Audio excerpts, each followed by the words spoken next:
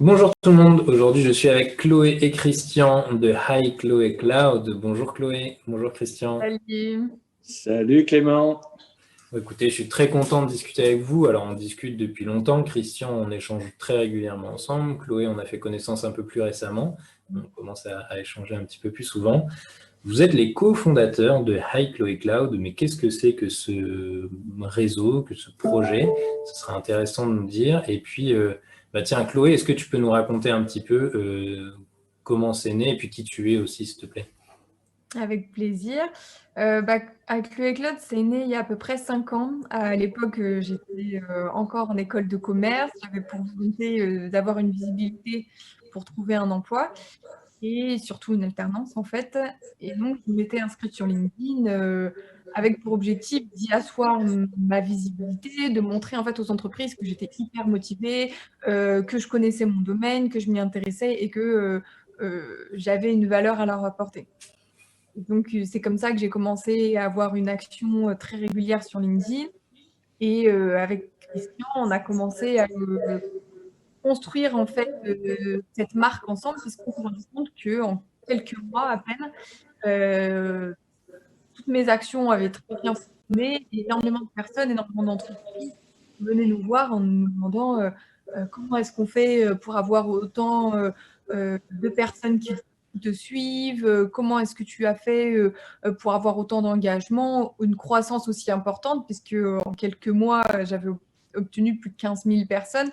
Et donc, c'est vrai que j'avais un petit peu bousculé le marché français comme ça. Et donc, on s'est dit, il y a un vrai besoin, il y a vraiment un marché qui a besoin de guidance et d'aide sur l'utilisation des réseaux sociaux. Donc, on va essayer de l'adresser au sein d'une marque. Et donc, on a utilisé à l'époque mon Twitter qui s'appelait iCloud, donc autour de mon prénom, vu que c'était quelque chose quand même d'assez personnel.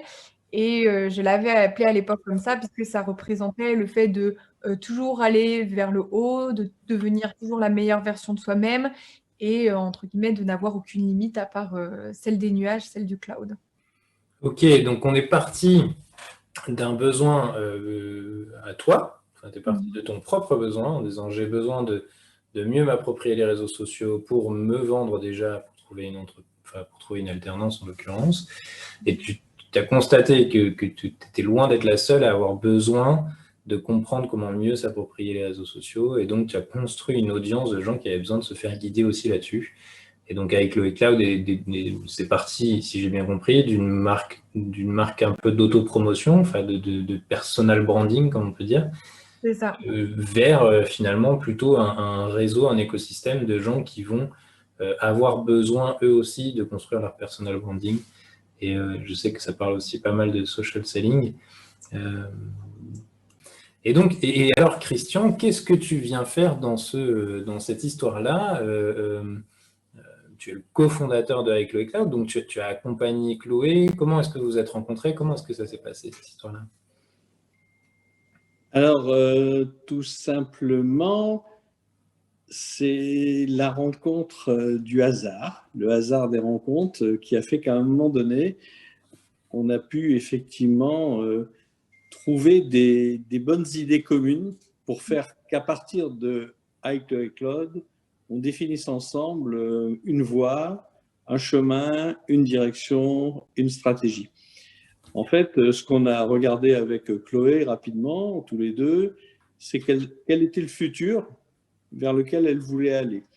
Et le futur vers lequel elle voulait aller, bien évidemment, au démarrage, c'était la recherche d'une alternance pour poursuivre son école de commerce en apprentissage, mais au-delà de cela, de prendre une position dans la scène du digital pour, avec des rêves en tête, pourquoi pas, tenir des conférences et aussi, bien sûr, accompagner des dirigeants pour les aider justement à savoir mieux se positionner et puis également être de meilleure façon avec des prospects en relation et aussi, pourquoi pas, avec leurs clients, surtout dans un souci de gestion de leurs relations clients. C'est tout ça qui, en fait, a défini un peu le chemin et qui nous a fait l'un et l'autre définir que iCloud allait aller vers une vision qui était la transformation humaine et la transformation digitale.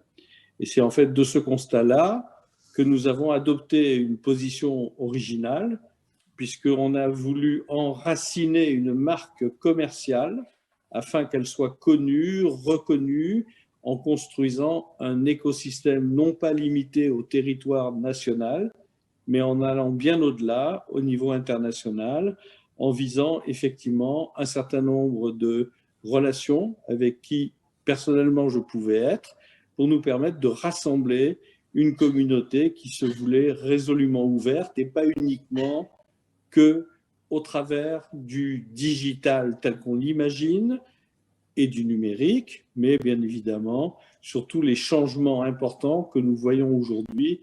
Et ça peut être tant aussi bien les changements d'ordre climatique que les interactions qui peuvent être liées justement à l'usage du digital et avec l'impact sur le métier. Et on se rend compte aujourd'hui d'une véritable transformation des métiers, mais aussi d'un autre côté, une génération de nouveaux métiers liés à l'économie du numérique et du digital.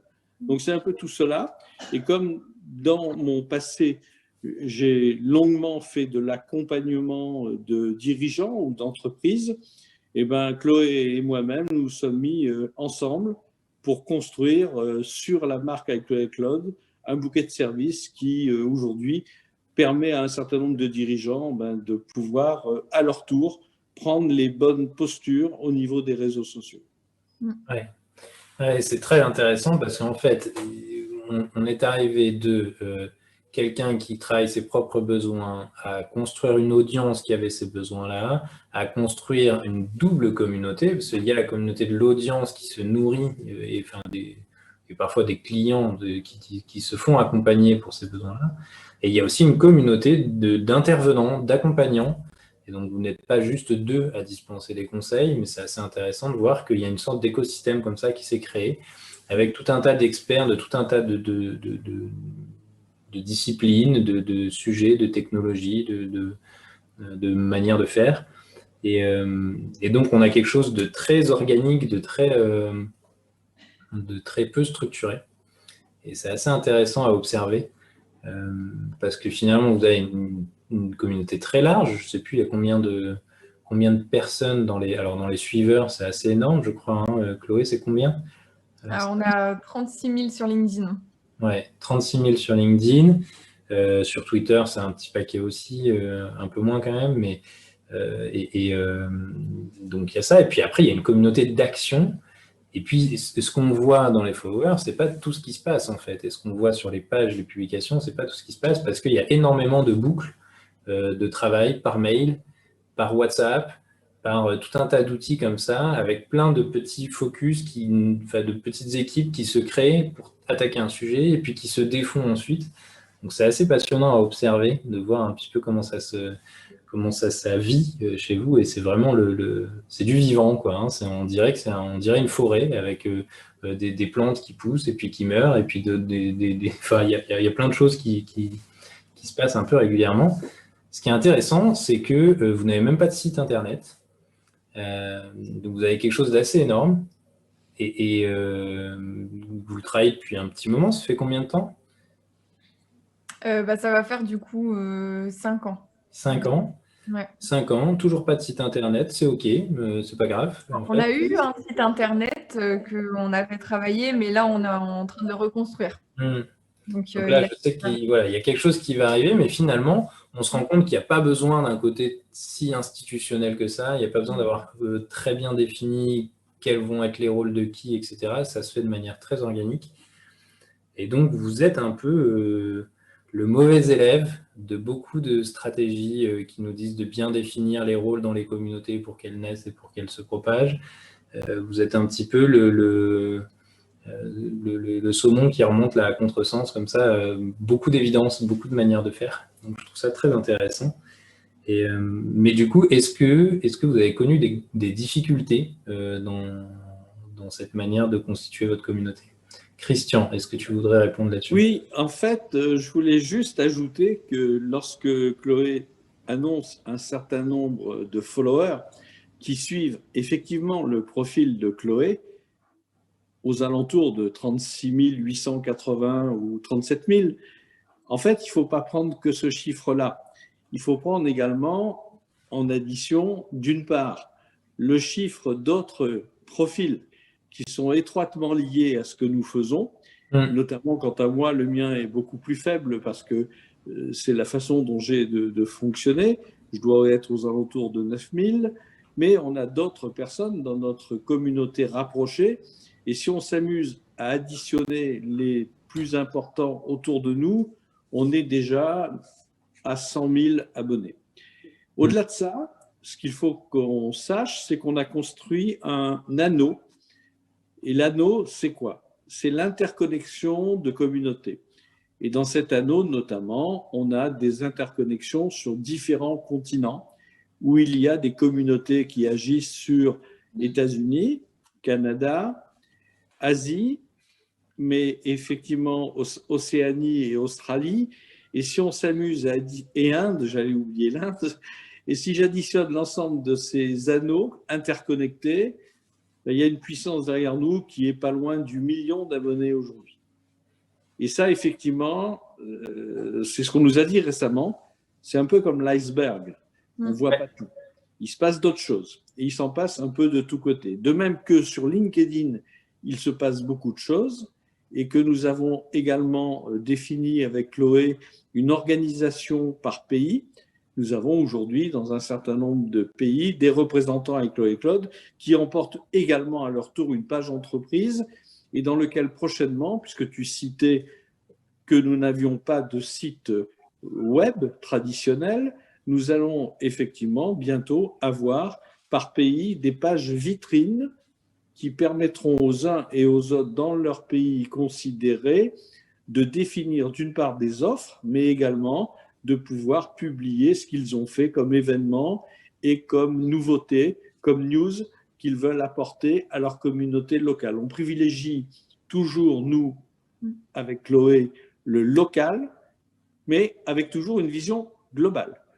Donc on travaille et le local et le global en même temps, et c'est vrai qu'il y a des tas de choses qui peuvent échapper et qui existent.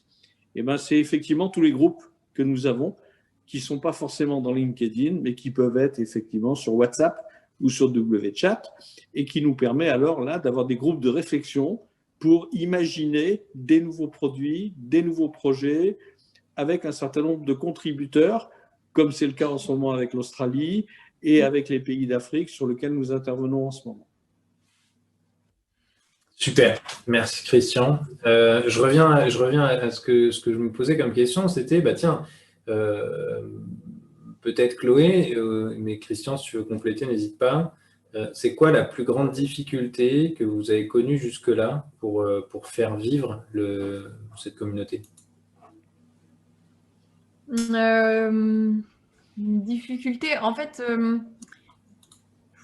si tu veux, on peut parler du marché français qui est un petit peu frileux. C'est pas vraiment une difficulté, en fait, en soi, ça a été une énorme opportunité parce que si tu veux, en France, le monde du B2B a une certaine image, il faut rentrer dans un certain mood, avoir une certaine attitude, une certaine image. Et nous, on est arrivé sur le marché en cassant un petit peu ce modèle-là. C'est des choses qui se faisaient aussi beaucoup dans les marchés anglo-saxons sur LinkedIn. Mais si tu veux, en France, ça a été très compliqué à tel point que on m'avait déjà reproché de ne pas être suffisamment professionnel, mais c'est pas pour autant qu'on a changé notre stratégie. Et en fait, c'est justement grâce à ça, grâce au fait qu'on arrivait avec une image totalement différente et en fait une image authentique, qu'on a pu faire la différence. Parce que si tu veux, on identifie très rapidement un clown au milieu d'une armée de pingouins tirés à 4 épingles, ça se voit tout de suite. Et puis, quand on se rend compte que ce clown, en fait, il raconte finalement pas n'importe quoi et qu'il apporte quand même une très belle valeur ajoutée, au final, c'est lui qu'on retient. Ouais, c'est un peu la vache pourpre de Seth Godin. Et d'ailleurs, c'est vrai que moi, c'est une des choses qui m'a interpellé quand j'ai vu un petit peu vos manières de communiquer. Je me suis dit, mais punaise, oui, il y a plein de choses dont ils ne s'encombrent pas et peut-être que ça fait justement un avantage compétitif parce que ça vous permet d'aller beaucoup plus vite ou de produire beaucoup plus. Notamment en graphisme, on voit qu'il n'y a pas de graphiste en fait qui vient faire des choses bien léchées, etc. C'est des assemblages très rapides, clac, clac, clac, clac, clac. Tout ce qui est important pour que l'œil accroche sur ce qu'on veut qu'il accroche et puis c'est parti, quoi. Et c'est vrai que moi, ça m'avait pas mal interpellé au départ. Je me disais, mais jamais je pourrais faire une publication comme ça. Donc, et je pense que en assumant complètement ces violations du code, quoi, enfin de certains codes, d'une part, vous vous affirmez très fort et d'autre part, vous créez un avantage, un peu comme dans la stratégie Océan Bleu, finalement, où vous renoncez complètement à consacrer des efforts à certaines choses qui ne sont pas productrices de valeur à vos yeux. Et je pense que c'est très malin, effectivement. Donc là, on est aussi dans le côté, on ne fait pas comme les autres et on ne roule pas forcément à droite comme tout le monde, quoi. Enfin, et c'est OK. On a porté beaucoup plus d'importance au message qu'à la forme qui reste en fait assez superflu. Hein. Ouais, ouais. Et encore, enfin voilà, il y a beaucoup de monde qui vont pas pouvoir décrocher de ça. Je pense que c'est. Et donc, si chez vous ça marche, bah, ça devient une force. Il y a un différenciateur important. Où tu commences à ne plus avoir peur de ce que vont penser les gens de ton contenu et du jugement des autres, bah, tu n'as plus de limite. Super. Et une grande fierté pour vous, ce serait quoi? À la limite, est-ce que, bah tiens, je vais demander à Christian, si jamais tu as en tête quelque chose là. Oui. Déjà, dire une chose, nous sommes tous des passagers. Nous sommes éphémères, donc nous devons d'être imparfaits. Parce que la perfection, souvent, c'est des freins, c'est des ralentissements. Ça veut dire aussi, on respecte, bien évidemment, mais on a le droit d'être imparfait, et je crois que ça, c'est l'axiome de base qu'on s'est donné, Chloé et moi. Et sur le plan d'un fait intéressant, c'est un fait qui a été joué en 2017 au sortir de l'école de commerce de Chloé. Elle avait obtenu tout simplement son master. Elle était enfin libérée des études. Elle n'avait plus qu'à prendre l'avion et partir en Chine, retrouver une amie. Et là, avec Chloé, on a mené une action amusante de business development pour le compte d'un ami qui s'appelle Timothy Hughes, qui vit en Angleterre et qui est auteur d'un livre. Et là, je vais laisser la parole à Chloé qui va nous expliquer la suite de cette histoire. Oui, en effet, en fait, Timothy Hughes, ça fait très longtemps qu'on travaille ensemble, qu'on fait énormément d'actions mutuelles, notamment sur Twitter. Il sait qu'à chaque fois qu'il va me taguer, il va y avoir du retweet derrière, il va avoir beaucoup plus d'audience sur ses posts, etc. Et il m'avait parlé justement d'un de ses livres qui était sorti, mais qu'il aimerait en fait repositionner en chinois pour pouvoir adresser le marché en Chine. Et donc, je lui avais dit, bah, ça tombe bien, moi je pars en Chine, etc. Si tu veux, j'ai des contacts chinois LinkedIn, donc je peux très bien aller leur faire un petit coucou, leur parler du livre, leur parler de toi, parce qu'il est vraiment positionné sur tout ce qui est personal branding, utilisation des réseaux sociaux pour faire de la vente, pour améliorer son image. Donc, ça correspondait tout à fait à nos valeurs. Et donc, j'ai rencontré plusieurs personnes du coup de chez LinkedIn en Chine qui ont trouvé ça génial. Ils ont repris le livre et ils l'ont poussé énormément pour pouvoir mettre en avant en fait tout simplement leurs produits. Super. Et donc ça, c'est juste par la connaissance de votre écosystème que vous arrivez du coup à faire un levier comme ça au service de vos amis ou de l'écosystème lui-même. Assez facilement. Ça, c'est assez chouette et c'est vrai que si on devait vous demander quelle est votre offre, je pense je souhaiterais bon courage à celui qui va vous demander ça comme ça. En fait, c'est pas bien défini et c'est d'abord on parle, on apprend à se connaître et puis on voit ce qui nous rassemble. Enfin, c'est comme ça que moi je l'ai perçu de chez vous. Et ensuite, on voit ce qui émerge. et il y a des choses qui émergent, et c'est jamais la même chose en fonction des interlocuteurs et en fonction des besoins. Donc il y a beaucoup de sur-mesure, et il n'y a pas, comme on pourrait le voir dans beaucoup d'autres choses, et notamment des communautés qui sont dédiées, spécifiques à une façon de faire, un sujet, un thème, etc.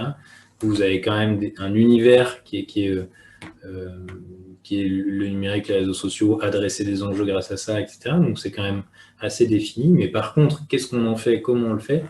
Là, les champs sont complètement libres à l'intérieur. Donc c'est assez intéressant.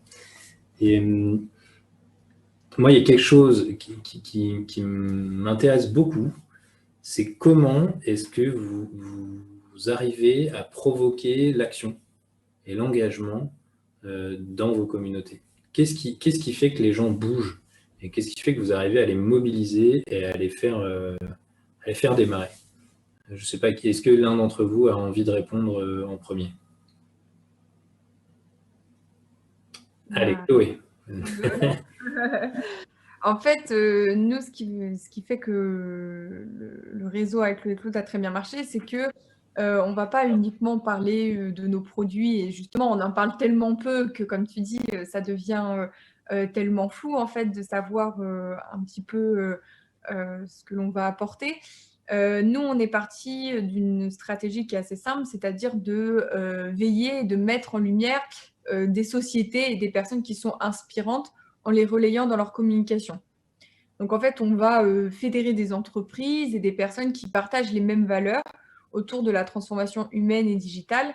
Et donc, en faisant ça, en fait, ça va permettre donc de mettre en lumière, d'augmenter l'audience de leaders d'opinion, de créer des mises en relation et d'appareiller, en fait, comme ça, des entreprises et des personnalités pour pouvoir déclencher tout simplement des actions communes d'affaires, d'opportunités de travail, de partenariats, et de créer en fait comme ça toute une nébuleuse qui va travailler ensemble. C'est vrai que moi, ce que j'ai vécu un petit peu au contact de votre écosystème, c'est que d'un coup, il y a une sorte d'amplificateur qui s'est mis à mon service, sans que j'ai vraiment rien demandé, et donc qui a relayé certains de mes messages, qui est venu me connecter à tout un tas de gens. Et ça m'a, comment dire, aspiré, tout en douceur, mais aspiré progressivement vers de l'action au service de certains enjeux qui sont dans cet écosystème-là. Je prends l'exemple là du Social Selling Forum qui va se dérouler en Afrique, où finalement je vais donner une conférence là-bas, et alors que voilà, sans ça, j'aurais jamais fait. Donc progressivement, je me mets à agir au service des intérêts de cette communauté au global. Et ce qui est assez intéressant, c'est de voir, enfin, ce que je trouve notable dans votre manière de faire, c'est que on reçoit tout de suite beaucoup de choses. On n'a pas forcément besoin de demander, on n'a pas forcément besoin de payer quoi que ce soit ou quoi. Il y a des choses qui se font assez naturellement. Et donc, ouais, il y a un effet amplificateur ou un effet levier pour un peu n'importe qui s'intéresserait à des sujets qui sont les vôtres. Et ensuite, ça se fait assez naturellement qu'on trouve comment nous, on peut aussi venir contribuer. Et donc, la forme de réciprocité, elle vient peut-être un peu plus tard, mais elle vient de manière assez naturelle. Donc, je trouve ça assez intéressant comme manière de faire. Et moi, je trouve ça inspirant, notamment pour des grosses entreprises, par exemple, qui parlent beaucoup de co-création, de coopération, de choses comme ça, et qui ont énormément de mal à le faire, et qui contractualisent beaucoup de choses, et qui ne savent pas travailler avec une start-up sans avoir une armée de juristes en face de la start-up, enfin, des choses qui sont très compliquées, en fait, alors que peut-être qu'en toute simplicité, elle pourrait dire, viens avec nous, on va te faire bénéficier de notre puissance en termes d'achat de matières premières, en termes de je sais pas quoi. Enfin, ils pourraient aider énormément de monde très facilement. Et après, voir ce que ça leur rapporte, en fait. Et ça leur apportera forcément quelque chose. Et ça, je trouve ça super inspirant. Si des grosses organisations plus traditionnelles avaient ce genre de pratique-là, je pense qu'elles en bénéficieraient beaucoup. Est-ce que Christian, tu as quelque chose à dire autour de ça? Attention au micro. Hein.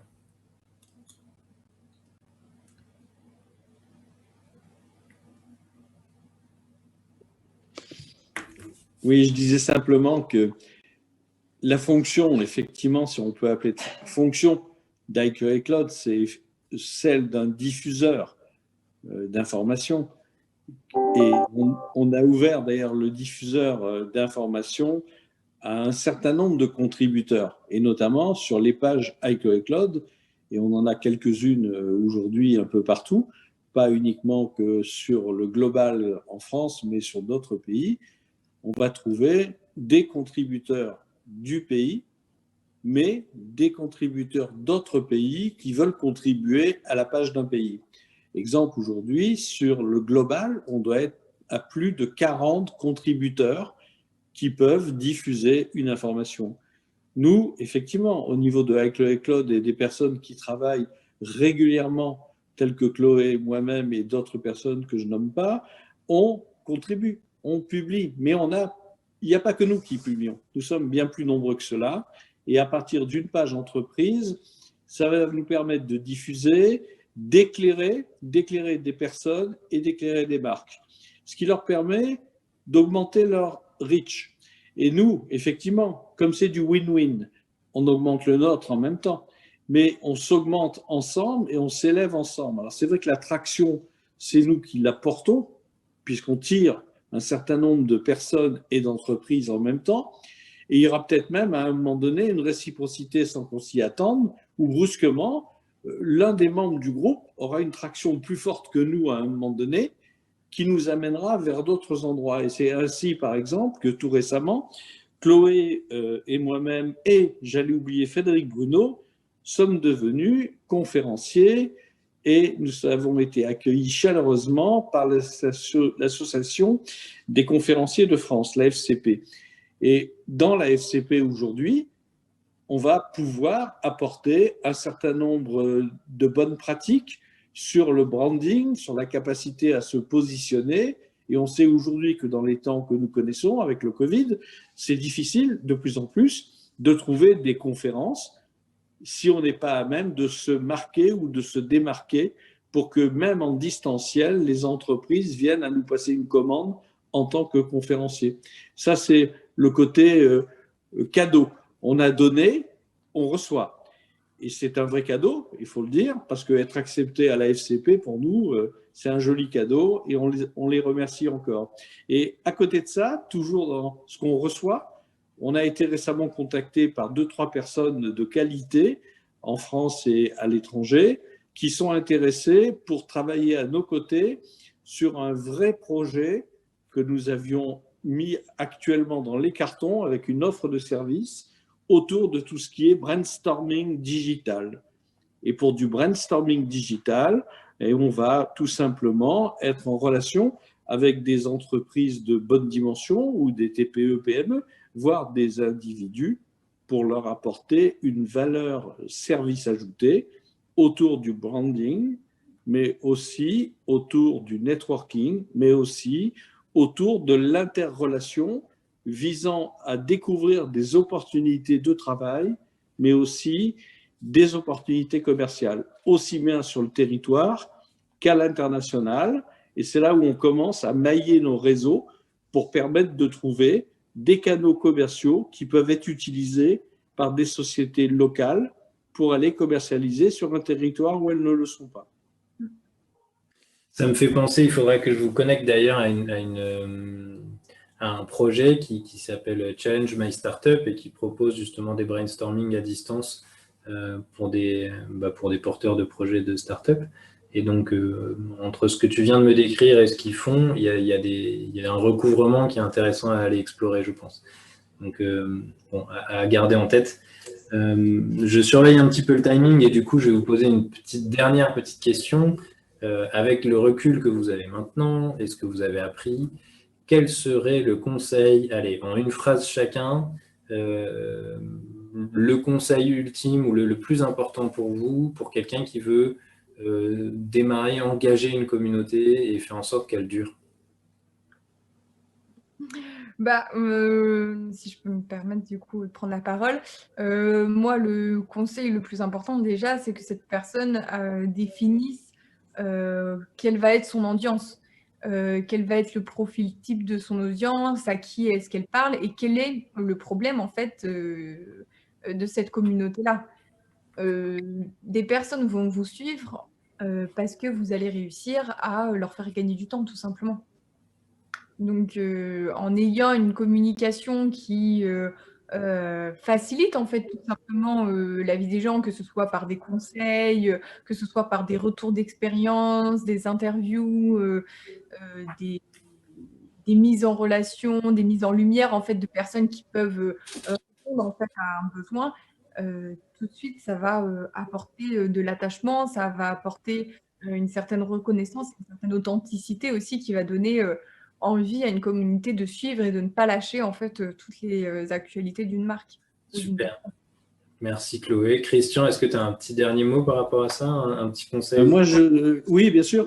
Je dirais simplement que dès lors où, comme vient de l'expliquer Chloé, vous êtes dans la définition du pourquoi et vous êtes surtout authentique, si votre vision c'est d'être généreux et de vouloir transmettre jusqu'à des choses qui sont des fois personnelles au travers de histoires, d'expériences qui vous concernent directement ou qui peuvent concerner également des clients avec qui vous avez une bonne expérience.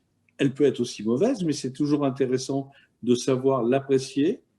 Dès lors où vous êtes dans cette façon de vous comporter et que vous allez créer du contenu pour les autres, ben vous allez tout naturellement attirer vers vous un certain nombre d'interlocuteurs, de ceux qui répondront d'ailleurs même pas, parce que c'est ça le problème des réseaux sociaux, il y a quantité de gens qui vous regardent et qui ne disent rien, et quelques temps après, ça peut des fois durer 1 an, des fois 2 ans, qui se manifestent. Donc en clair, soyez authentique, restez vous-même, soyez chaleureux, n'hésitez pas à offrir des services, et peut-être qu'un jour, vous recevrez des cadeaux, des retours, des remerciements, des sourires. Et si on a déjà ça, ben, c'est déjà bien. C'est pas mal. Ouais, c'est pas mal du tout. Et ça fait écho avec Tribes, Tribu, d'un bouquin de Seth Godin, justement, un petit gourou du marketing là, quand même, et qui parlait beaucoup de ça, justement, de la notion de leadership et de finalement un leader, quelqu'un qui impulse une communauté, il le fait pour la cause à laquelle il s'attache et pas pour ce que ça lui apporte. C'est la grande différence avec le management, où on est plus dans l'image du roi, qui a les avantages du roi et du chef, quoi. Et donc, un leader, enfin, quelqu'un qui démarre une communauté en général ne le fait pas pour la puissance que ça va lui apporter, pour les avantages que ça va lui apporter, mais pour ce que lui, il a envie d'offrir au monde. Donc, ouais, ça me parle beaucoup ce que vous dites. Très bien, un grand merci à tous les deux, Chloé et Christian, pour ce temps, pour ces réponses et pour cette inspiration, parce que je le souligne encore une fois, mais vous êtes quand même un écosystème qui fait les choses de manière très différente de ce qu'on peut observer dans beaucoup d'autres organisations, structures, marques, ce qu'on veut. Et donc, c'est assez intéressant de suivre comment est-ce que vous fonctionnez, et ça libère pas mal de modèles mentaux, justement, pour ceux qui cherchent à sortir un petit peu de la boîte. Donc, encore merci à